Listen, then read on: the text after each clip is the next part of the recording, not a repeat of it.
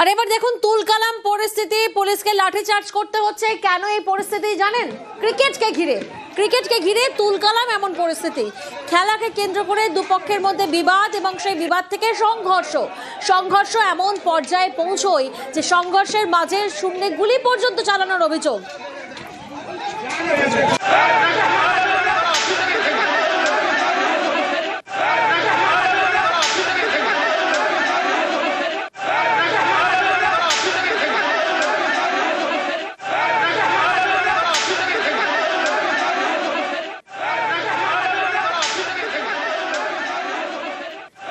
দীপক প্রতিনিধি আমাদের সঙ্গে রয়েছেন। দীপক, প্রথমেই তো তোমার থেকে জানার চেষ্টা করবো যে কি নিয়ে এই গন্ডগোলের সূত্রপাত, কেন এমন পরিস্থিতি হলো, কিন্তু তার আগে পরিস্থিতিকে নিয়ন্ত্রণে আনা সম্ভব হয়েছে?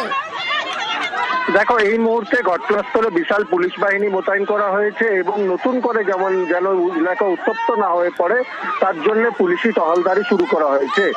দ্বিতীয় হচ্ছে কি, গন্ডগোলের সূত্রপাত কোথায়? গতকাল বিকেলে কুলটির বরাকরে একটি খেলার মাঠে খেলাকে কেন্দ্র করে বিবাদ শুরু হয় ছোট ছোট বাচ্চাদের মধ্যে। এরপরে এই বিবাদ দুই পাড়ার মধ্যে বদলে যায় এবং এক পক্ষ আরেক পক্ষকে লাঠি নিয়ে হামলা চালায়। খেলার মাঠেই দুই পক্ষ লাঠি নিয়ে একের উপরে হামলা চালায়, যে তাতে কিন্তু বেশ কয়েকজন আহত হয়। ঘটনার মীমাংসা গতকালকে বিকেলেই পুলিশ এবং স্থানীয় নেতাদের পক্ষ থেকে করে দেওয়া হয়েছিল, কিন্তু আজ সকাল থেকে নতুন করে এলাকা উত্তপ্ত হতে থাকে। যত বেলা বাড়ে ততই এলাকা উত্তপ্ত হয়ে যায়। পুলিশ ফাঁড়ির সামনে, বরাকর পুলিশ ফাঁড়ির সামনে দুই পক্ষ জড়ো হয় এবং এক পক্ষের উপরে আরেক পক্ষ ইট বৃষ্টি যেমন করে, অন্যদিকে অভিযোগ উঠেছে কি এক পক্ষ শূন্যে বেশ কয়েক রাউন্ড। দীপক, এখানেই বোঝার চেষ্টা করবো এই দুপক্ষ কারা, অর্থাৎ ক্রিকেটের যে ম্যাচ হচ্ছিল যে দুই টিমের মধ্যে, তারা কি স্থানীয়রা? একেবারে বরাকরের স্টেশন রোডের স্থানীয় দুই পাড়া, এই দুই পাড়ায় এই বিবাদে জড়িয়ে পড়ে খেলার মাঠে খেলাকে কেন্দ্র করে, যার পরে কিন্তু স্থানীয় দুই পাড়া পুরুষ মহিলারা বাড়ি থেকে লাঠি নিয়ে বেরিয়ে আসে এবং একের উপরে চড়াও হয়, যাতে বেশ কয়েকজন আহত হয় এবং পুলিশ গিয়ে পরিস্থিতি গতকাল বিকেলে নিয়ন্ত্রণ নিয়ে আসে। কিন্তু আজ সকাল থেকে নতুন করে পরিস্থিতি উত্তপ্ত হতে থাকে এবং যত বেলা বাড়ে ততই কিন্তু অগ্নিগর্ভ হতে থাকে বরাকর পুলিশ ফাঁড়ি রোড।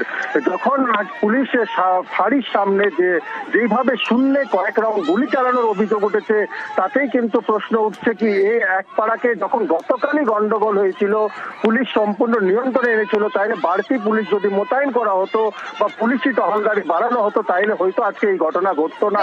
যদিও এই মুহূর্তে বাড়তি পুলিশ বাহিনী মোতায়েন করা হয়েছে এবং লাঠি চার্জ করে পরিস্থিতি নিয়ন্ত্রণে নিয়ে এসছে পুলিশের পক্ষ থেকে দাবি করা হয়েছে। বিশাল পুলিশ বাহিনী এবং পুলিশকে লাঠিচার্জ পর্যন্ত করতে হচ্ছে পরিস্থিতি নিয়ন্ত্রণে আনতে। ধন্যবাদ দীপক। कम एज के बच्चे थे, कल जो छोटी मोटी झुटपुट झमेला हुई थी उसको प्रशासन बैठ के कल म्यूचुअल करा दिया गया था। आज कोई पक्ष के तरफ से बड़ा हुआ, झमेला को बढ़ाया गया है।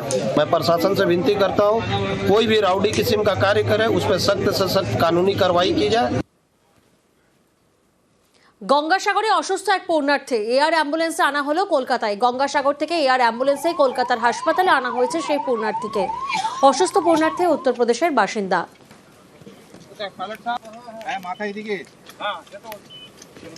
গঙ্গাসাগরে অসুস্থ হয়েছেন এক পূর্ণার্থী এবং এয়ার অ্যাম্বুলেন্স করে কলকাতায় আনা হয়েছে সেই পূর্ণার্থীকে।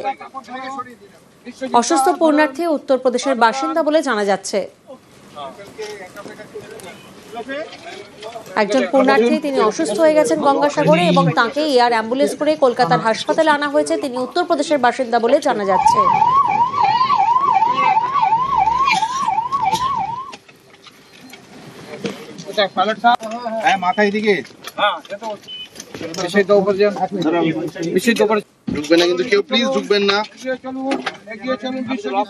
ওনার শ্বাসজনিত খুব সমস্যা, গঙ্গাসাগর হসপিটালে, ওই অস্থায়ী হসপিটালে এর আরো ভালো চিকিৎসা দরকার নেই। রাজ্য সরকার সদা সচেষ্ট প্রতি কটা পুণ্যার্থীকে যাতে আরো ভালো চিকিৎসা দেওয়া যায়, তার জন্যই তাকে কলকাতার আরো সুপার স্পেশালিটি হসপিটালে স্থানান্তরিত করা হলো।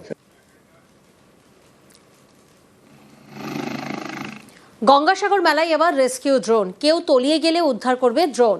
পূর্ণার্থীদের নিরাপত্তার সুরক্ষায় জোর। স্নানঘাটে রেস্কিউ ড্রোনে নজরদারি। উদ্ধারকারী ড্রোনে এড়ানো যাবে দুর্ঘটনা। গঙ্গাসাগর মেলায় এবার রেস্কিউ ড্রোন। উদ্ধারকারী ড্রোনে এড়ানো যাবে দুর্ঘটনা।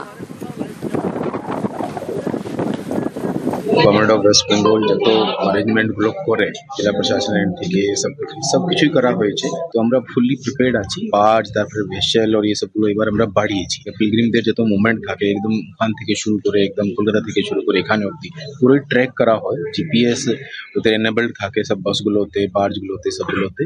তো আমাদের অ্যারেঞ্জমেন্ট একদম প্রপার আছে। ড্রোনটা আমাদের কাছে একদম অত্যাধুনিক জিনিস এসে পৌঁছেছে আমাদের ডিএসএফআই এবং সিভিল ডিফেন্স ডিপার্টমেন্টে। একটা জায়গায় যদি কোনো ইনসিডেন্ট হয়, লোকজনকে তুলতে গেলে খুব শর্ট টাইমের মধ্যে আমরা এটাকে সেই জায়গায় মুভ করাতে পারবো। মানে একজন সাঁতারু তাকে গিয়ে উদ্ধার করার আগে অনেক আগেই এই ড্রোনটা সেখানটায় আমরা অপারেট করে পৌঁছে দিতে পারবো। সেক্ষেত্রে এটা রেস্কিউর ক্ষেত্রে অনেকটা মানে গুরুত্বপূর্ণভাবে আমাদের সঙ্গে যুক্ত হয়ে গেছে। আপাতত এই আমাদের ডিপার্টমেন্ট একটা আমাদের কাছে নিয়ে আসতে পেরেছে। আশা করছি ভবিষ্যতে আরও এটা কার্যকরীভাবে ব্যবহার শুরু হলে আরও হয়তো আমাদের কাছে এসে পৌঁছাবে। আর এবার দেখুন তুলকালাম পরিস্থিতি, পুলিশকে লাঠিচার্জ করতে হচ্ছে। কেন এই পরিস্থিতি জানেন? ক্রিকেটকে ঘিরে তুলকালাম এমন পরিস্থিতি। খেলাকে কেন্দ্র করে দুপক্ষের মধ্যে বিবাদ এবং সেই বিবাদ থেকে সংঘর্ষ এমন পর্যায়ে পৌঁছয় যে সংঘর্ষের মাঝে শূন্যে গুলি পর্যন্ত চালানোর অভিযোগ।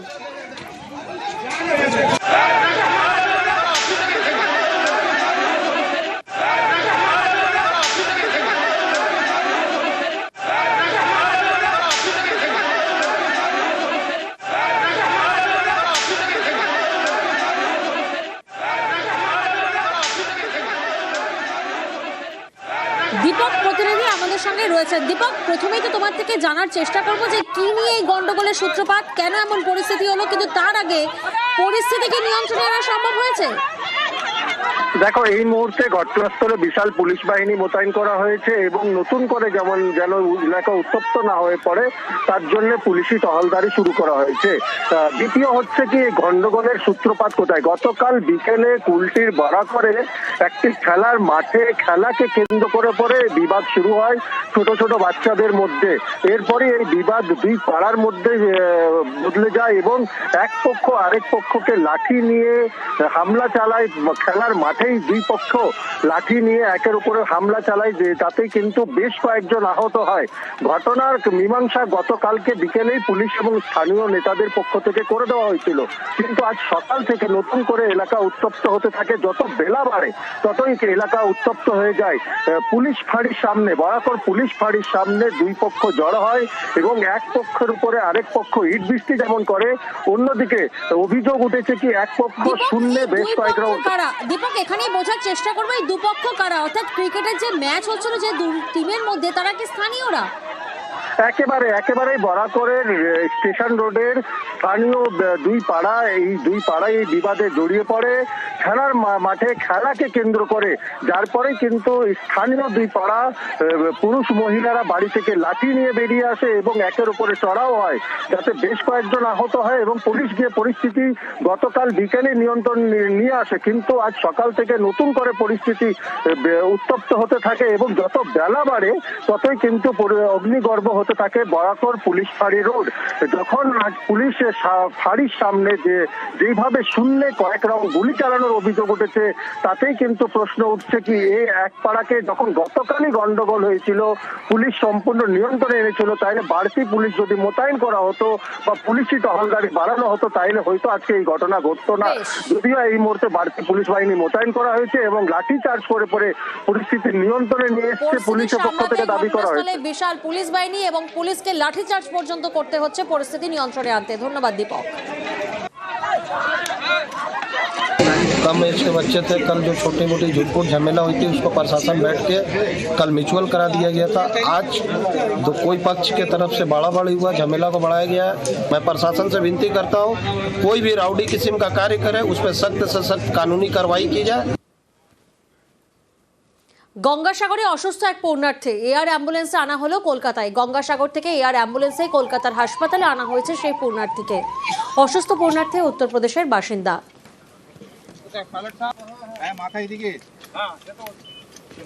গঙ্গাসাগরে অসুস্থ হয়েছেন এক পূর্ণার্থী এবং এয়ার অ্যাম্বুলেন্স করে কলকাতায় আনা হয়েছে সেই পূর্ণার্থীকে। অসুস্থ পূর্ণার্থী উত্তরপ্রদেশের বাসিন্দা বলে জানা যাচ্ছে। একজন পুণ্যার্থী তিনি অসুস্থ হয়ে গেছেন গঙ্গাসাগরে এবং তাকে এয়ার অ্যাম্বুলেন্স করে কলকাতার হাসপাতালে আনা হয়েছে। তিনি উত্তরপ্রদেশের বাসিন্দা বলে জানা যাচ্ছে।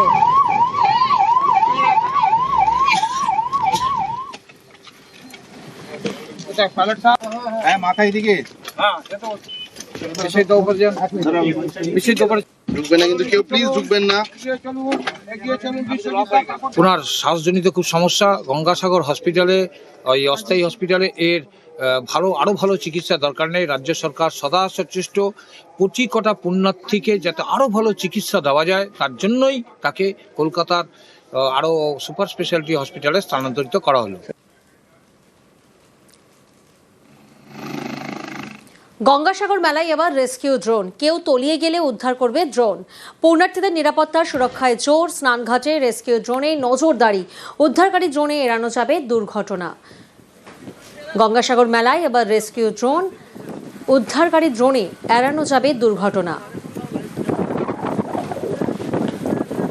গভর্নমেন্ট অফ ওয়েস্ট বেঙ্গল যত অ্যারেঞ্জমেন্ট গুলো করে জেলা প্রশাসন এন্ড থেকে সব কিছুই করা হয়েছে, তো আমরা ফুললি প্রিপেয়ার্ড আছি। বার্জ, তারপরে ভেসেল আর এই সবগুলো এবার আমরা বাড়িয়েছি। পিলগ্রিমদের যত মুভমেন্ট থাকে একদম ওখান থেকে শুরু করে একদম কলকাতা থেকে শুরু করে এখানে অব্দি পুরোই ট্র্যাক করা হয়। জিপিএস ওদের এনেবলড থাকে সব বাসগুলোতে, বার্জগুলোতে, সবগুলোতে। তো আমাদের অ্যারেঞ্জমেন্ট একদম প্রপার আছে।